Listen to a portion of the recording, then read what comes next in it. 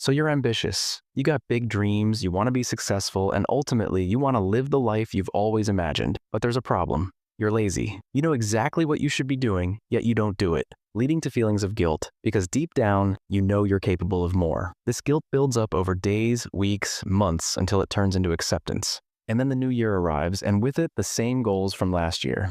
You start off strong, fueled by motivation and a bit of delusion, but before you know it, procrastination creeps in. Like that one relative who always shows up uninvited, your lingering procrastination turns into a daily cycle of laziness. And before you know it, you've labeled yourself as a lazy person. So how do we break this cycle and break free from procrastination? Well, there are many videos on the internet, but majority of them only address the symptoms, like deleting social media or removing distractions. While these may help in the short term, they fail to address the real issue, the root cause behind procrastination, which can be summed up in one word: inertia.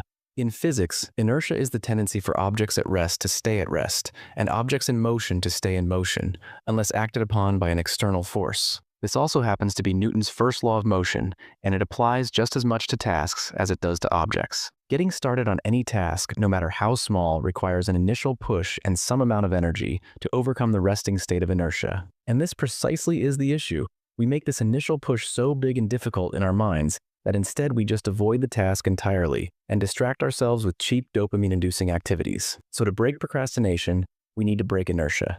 And there are two ways to do this. Getting started is the most difficult part, so make this as easy as possible by reducing the stakes and taking the smallest step forward. For example, if you tell yourself, I need to sit down and complete my 5,000-word essay, the inertia is too strong, as the stakes are so high. But instead, if you tell yourself, I'm only going to write 50 words, the feeling of inertia is much lower, as now it's pretty easy to get started without needing to rely on willpower or discipline. Another popular technique is the 2-minute rule. If you don't feel like doing the work, just tell yourself you'll do it for 2 minutes, and then stop should you want to. For example, you don't feel like cleaning your room. Put on a song, clean your room, and stop when the music stops. The best part is, usually you'll continue longer than 2 minutes, or you'll end up writing more than 50 words. And this is because objects in motion stay in motion. Meaning once we get started, we start gaining momentum, and this momentum keeps us going for longer. Initially, it's like pushing a ball uphill, but once we pass the point of inertia, it's downhill from there. And that's why it's important that the initial push is small and easy. In other words, reduce the stakes and start with just 2 minutes. You can apply these two methods to any area of your life to overcome procrastination, whether that's getting to the gym, working on your side hustle, maintaining your relationships, or pretty much anything you can think of. As Martin Luther King once said, you don't have to see the whole staircase, just take the first step.